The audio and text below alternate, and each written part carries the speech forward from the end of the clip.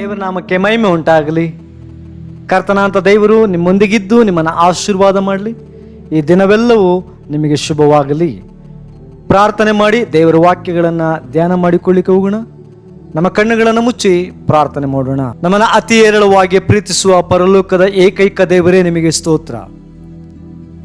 ದೇವರೇ, ನೀವು ನಮಗೆ ಆಶ್ರಯ ಗಿರಿಯು ಬಂಡೆಯು ಕೋಟೆಯಾಗಿದ್ದೀರಿ. ನಮ್ಮ ಜೊತೆಗೆ ನೀವು ನಿಲ್ಲುವಾತನಾಗಿದ್ದೀರಿ, ಅದಕ್ಕಾಗಿ ನಿಮಗೆ ಸ್ತೋತ್ರ. ನಮ್ಮನ್ನು ಮುನ್ನಡೆಸುವ ರಾಜನೇ, ನಿಮಗೆ ಸ್ತೋತ್ರ.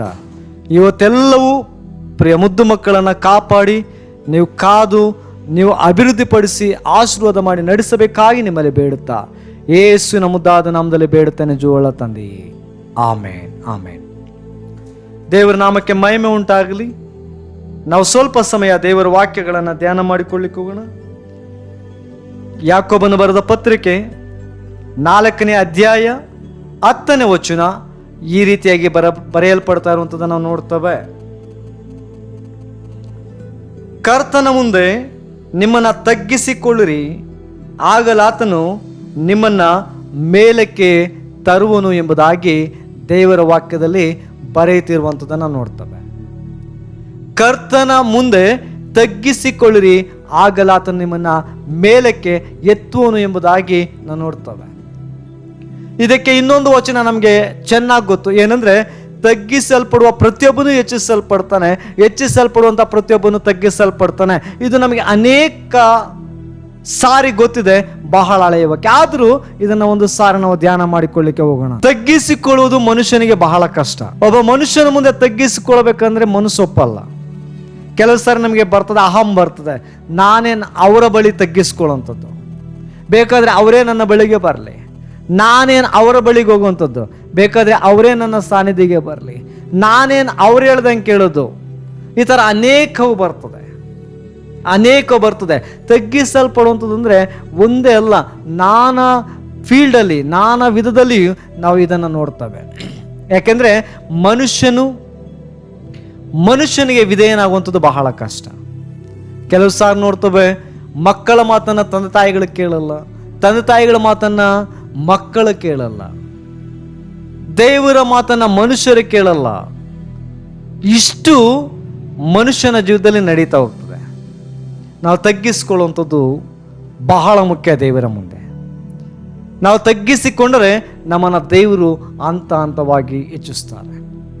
ಯಾವ ರೀತಿ ತಗ್ಗಿಸಿಕೊಳ್ಬೇಕು ನೀವು ನೋಡ್ರಿ. ಅನೇಕ ಸಾರಿ ಕೆಲಸ ಮಾಡುವಂಥ ಫೀಲ್ಡಲ್ಲಾಗಲಿ ಯಾವುದ್ರಲ್ಲಾಗಲಿ, ಯಾರು ಒಬ್ಬ ವ್ಯಕ್ತಿಗೆ ಬಹಳ ನಂಬಿಗಸ್ತನಾಗಿ ವಿಧೇಯತ್ವ ಉಳ್ಳಂಥವನಾಗಿರ್ತಾನೋ ಆ ವ್ಯಕ್ತಿಯನ್ನು ಆತನ ಜೊತೆಯಲ್ಲಿರುವಂಥ ವ್ಯಕ್ತಿ ಮೇಲೆಕ್ಕೆತ್ತಾ ಹೋಗ್ತಾನೆ. ಯಾರು ನಂಬಿಗಸ್ತರಾಗಿರ್ತಾರೋ ಅವರನ್ನು ಮೇಲೆತ್ತಾ ಇರ್ತಾರೆ.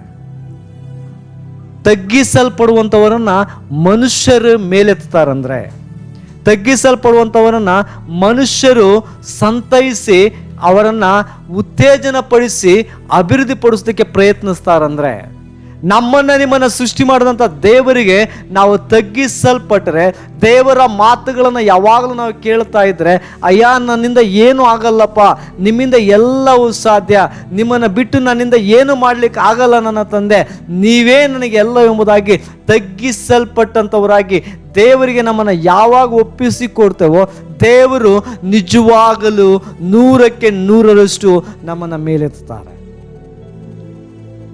ಯಾವ ವ್ಯಕ್ತಿಗಳು ಮನುಷ್ಯರನ್ನ ಮೇಲೆತ್ತುವುದಕ್ಕೆ ಸಾಧ್ಯವಾಗ್ತದೋ ಅದರ 100 ಪಟ್ಟು ದೇವರು ನಮ್ಮನ್ನು ಮೇಲೆತ್ತುವುದಕ್ಕೆ ಸಾಧ್ಯವಾಗ್ತದೆ. ಹಾಗಾಗಿ ದೇವರ ಸಾನ್ನಿಧ್ಯದಲ್ಲಿ ನೀವು ತಗ್ಗಿಸಿಕೊಳ್ಳ್ರಿ, ದೇವರಿಗೆ ವಿಧೇಯತ್ವವನ್ನು ತೋರಿಸ್ರಿ.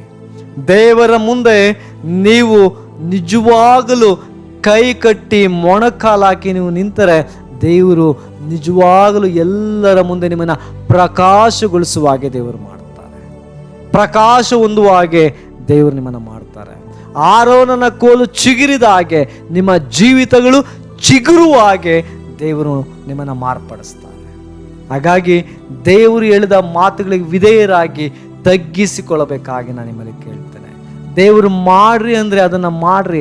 ದೇವರು ಆ ಕೆಲಸವನ್ನು ಮಾಡಬೇಡ ಅಂದರೆ ಎಂಥ ಪರಿಸ್ಥಿತಿ ಬಂದರೂ ನೀವು ಅದನ್ನು ಮಾಡಬೇಡ್ರಿ. ಯಾವಾಗ ಅದನ್ನು ಮಾಡದೆ ಹೋಗ್ತಿರೋ ದೇವರು ನಿಮ್ಮನ್ನು ಪ್ರೀತಿಸಿ ನಿಮ್ಮನ್ನು ಕಾಪಾಡಿ ಆಶೀರ್ವದಿಸಿ ನಿಮ್ಮನ್ನ ಮೇಲೆತ್ತುವ ಆತನಾಗಿದ್ದಾನೆ.